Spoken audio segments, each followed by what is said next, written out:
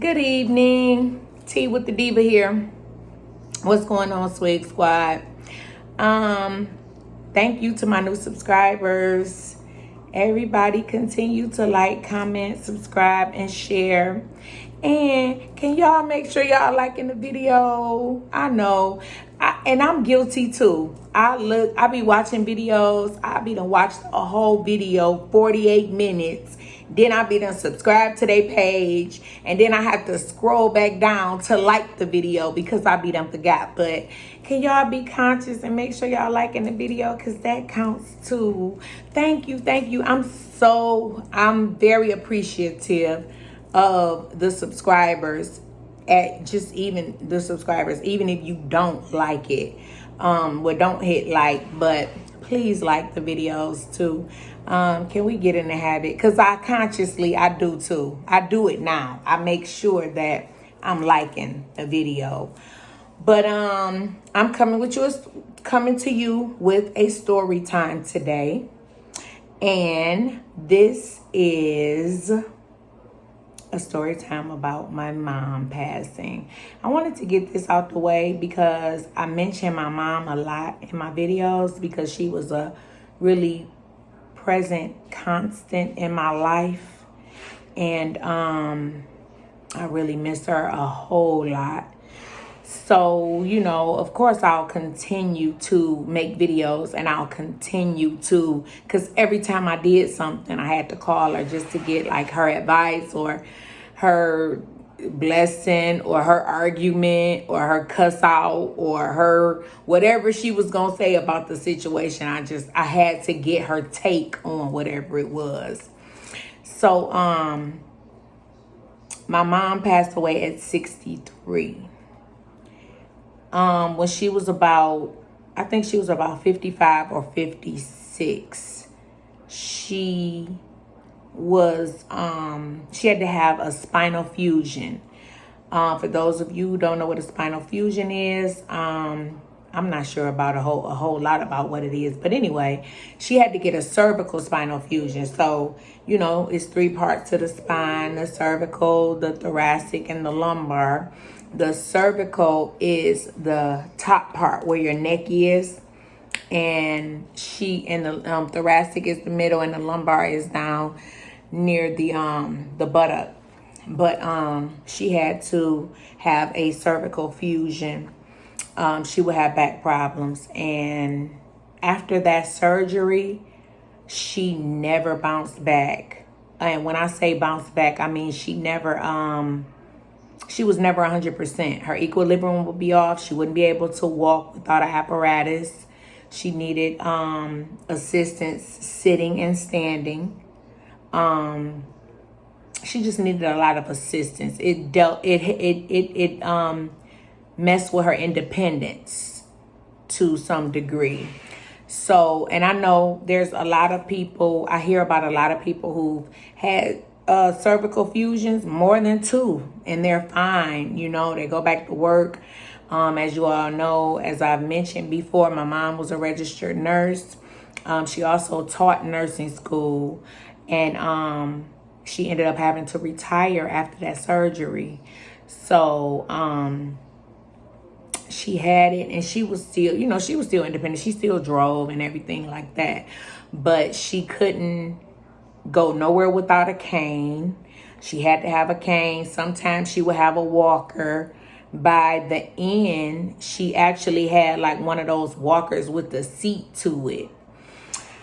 She was also diabetic, and she didn't eat right. She didn't listen to us when it came to her diet and eating junk food and stuff like that. I wouldn't argue with her about it. My brothers would, but I felt like, she grown. She know what she got. She know what it could do. She know way better than we know. So, that fly, I want to kill that fly. So she would, she just wouldn't, do right or whatever. But she still got around. She still went on trips. She still drove. She still took care of her business. She still, did her little stuff. She just couldn't work anymore. So she lived by herself, so she stayed alone. My baby brother stayed like 3 houses down from her. They stayed on the same street and on the same side of the street. He stayed like 3 houses down from her. So, you know, he would be the one to get to her first if she had an issue. So, you know, there were a couple of visits to the ER throughout the years. She used to have severe migraines. We would have to go back for that. She will fall, and she will fall a lot because her equilibrium really was off. Her balance was totally off. So she will fall a lot. She would land in the ER.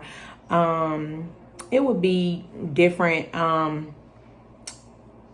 guess, diabetic episodes, like where low blood sugar, high blood sugar, things like that. She never went into diabetic comas or anything, but she would have instances and incidents where she would have to be seen by a medical professional.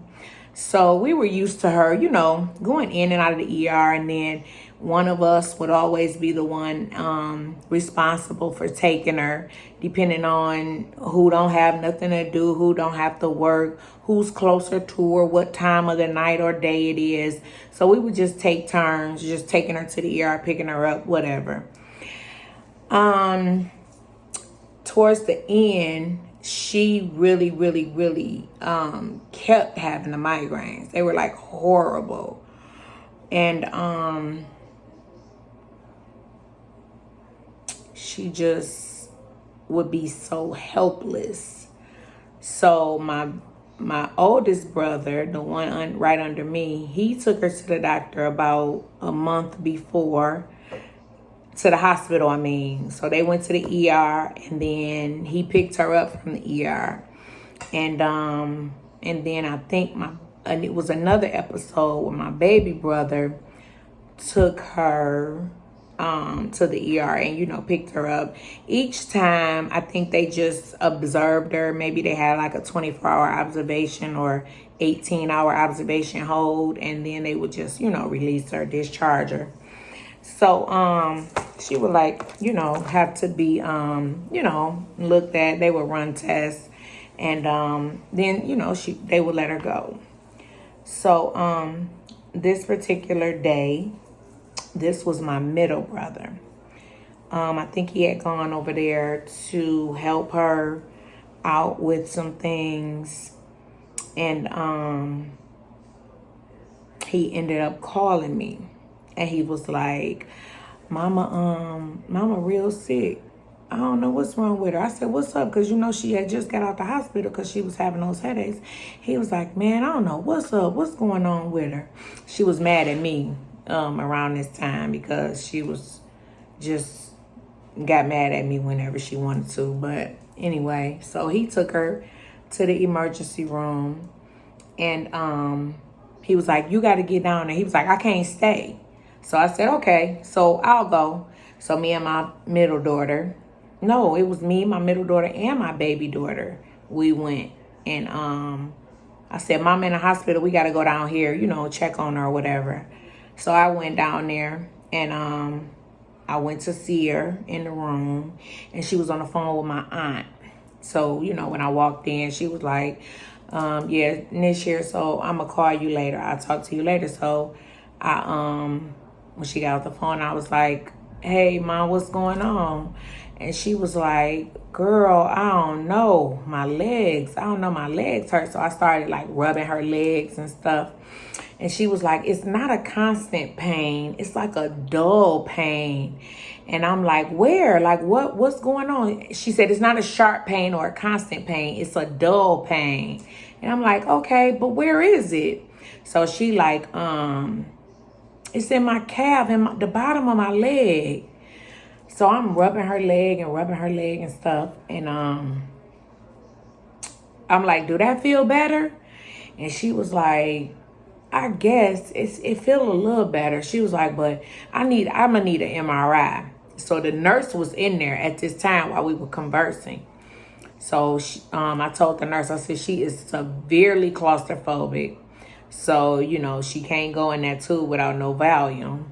So The nurse was looking through her notes and stuff like that. And I said, well, Mom, she said they're going to give you a MRI. And she said that they're going to give you a CT so that they could check and see why your head is so severe and the medicine is not helping. And they can check and see why you have that dull pain in your legs. So my mom never had a history of blood clots. She had never had blood clots before. Blood clots had never been an issue for anyone in our whole history of our family. So she was really close to my middle daughter. So I was like, meet me down there. I said, you want me to send her up here so you could talk to her? She was like, yeah, send me up here. So that's my middle daughter. So I went down because, only one person at a time can go up in the ER. Well, at this particular hospital. So I went down there, I got Mimi, and I brought her, told her Mom wanted to see her. She went up there, talked to her. She left. I went back up. Like, Mom, do you want us to stay or what you want us to do? She was like, well, they probably gonna keep me for a minute. So y'all just go home and I'll call y'all when I'm ready. She said, I'll call Jermaine, talking about my youngest brother. And I'm like, cause he lived right down the street from us. So I'm like, okay, well, yeah, you can call him.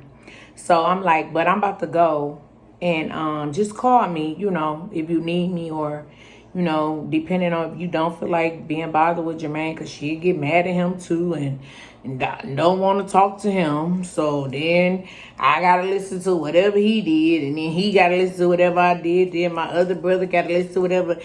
Just whoever she was mad at, the other person had to get an earful. So it was about a little after 1. We left. I go back home. I get into bed because I got to go to work in the morning. My oldest daughter was still in college. She went to college like maybe 45 minutes away. So about 3:30, 4 o'clock, close to 4 o'clock, my brother calls me. Nish, I'm like, what up? Nish, you got to come down to the hospital. Where Mom at? You got to come down. I said, I just left. Come back down. I said, Jermaine, I just left. What do you want? Just get back down here. Come on down here. I'm like, dang, what's wrong with him? Golly. I'm like, why he acting like that? So I'm like, okay, I'll be there in a minute. Why is you hollering? So I get dressed.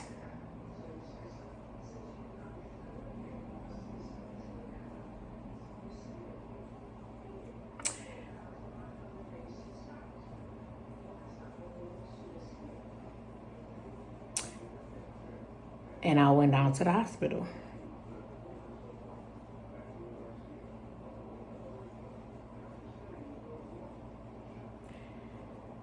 They came and got me.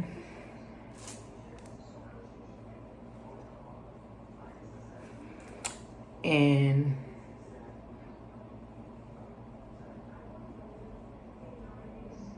my middle brother and my baby brother were in a room. So they came and got me. And I said, where's my mama? So they said, your brothers are back here. I'm like, okay, but where's my mama? I opened the door. The boys were in the room. My oldest brother hadn't got there yet.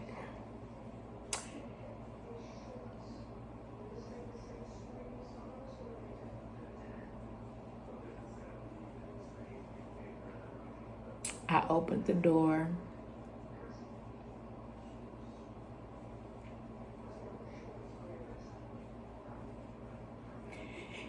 And my middle brother just grabbed me and said, she gone, Nish. I said, who gone? Who you talking? Who gone? He's, Mama. I said, no, what you mean she gone? Gone where? He said, she gone. I said, gone where? Where'd she go? He said, they said that a blood clot traveled from her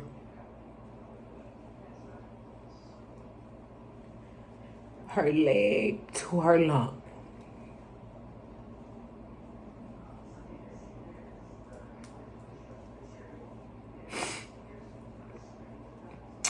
I said, so they didn't get to do the MRI?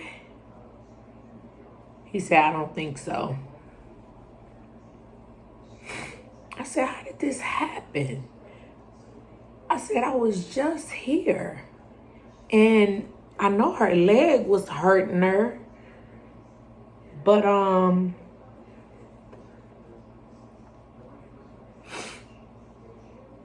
she didn't say nothing about no blood clot or nothing. So, I guess they was talking to the doctor. I don't know. At this point, I'm no longer coherent. Just,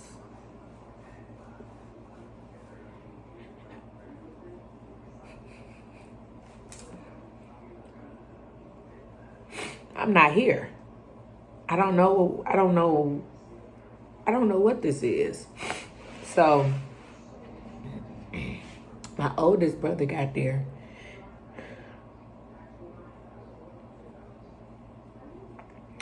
He just fell on the floor.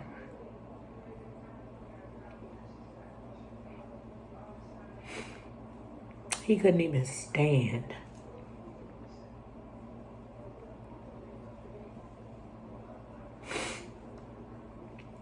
So they kept,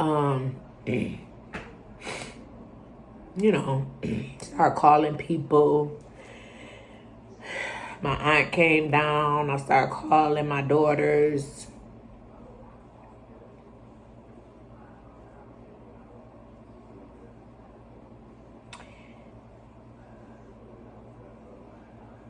I couldn't believe it. I couldn't believe it.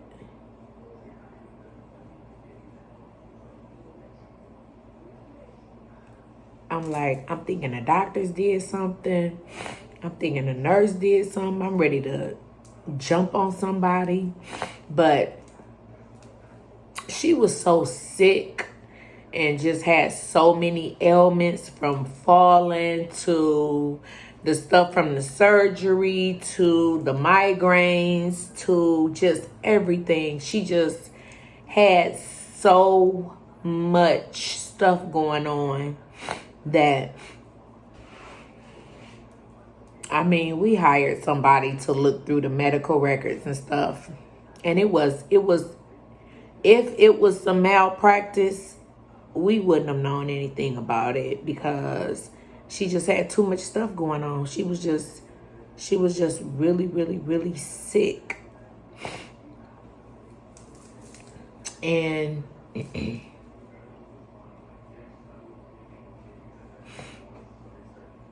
it was just so sad. It was so sad. I could remember that day like it was yesterday. I remember that day. And also, she passed on April the 20th, which is 4/20, and time of death was 4/20. So to this day, I play 4/20 in the lottery every day. Every day since April the 20th of 2016. It come out often too. Even if it come out in a box, I get something. But yeah. And it was so crazy because my mom never did drugs. She barely drank. She could drink a cooler and be drunk. And my daddy did drugs most of his life, most of his adult life. And you couldn't have told me that he was going to outlive her. You couldn't have told me he was going to outlive her. Because, I mean, the only thing she did was eat. She loved to eat. But other than that, she didn't smoke weed. She used to smoke cigarettes, but she quit, like, in the 80s. Like, before 1990. She quit in the 80s. So, she didn't do nothing. She didn't do drugs. She didn't drink. She didn't party. She didn't do nothing. We was her world. We were her everything. Us and her grandkids. Like, she didn't do nothing. And you mean to tell me, and I love my daddy to death too. I love my daddy. But I was like, did you ever think that you was going to outlive mama? And he was like, oh, no, not the way I used to be clowning and shooting drugs up in my body and going to some of them spots to get them drugs. And girl, I done been to some of the craziest, grimiest places you wouldn't even want to look at for too long. And he said she was just so straight and narrow. That was one of the reasons why I fell for her, because she just didn't do nothing. She was so clean. And he was like, nah, you couldn't have told me. And yeah, he's still here. And she not. But that's another thing. What I do say about that is, that's why you shouldn't hold hate for anybody or anything in your heart, because it wears on you. It wears on your mental. It wears on your physical. And you running around here hating somebody else that's living their life. That's just like you drinking poison, wanting somebody else to die from it. So yeah, I hated that she hated him so much, because I used to be like, stop that. Stop. Don't give him all that energy. That stuff been over for so long. Stop giving him all that energy. She just was so mad. But yeah, that was how I lost my mom. It was very sudden. And that was why my kids was so concerned when I went to the ER. Changed my life forever.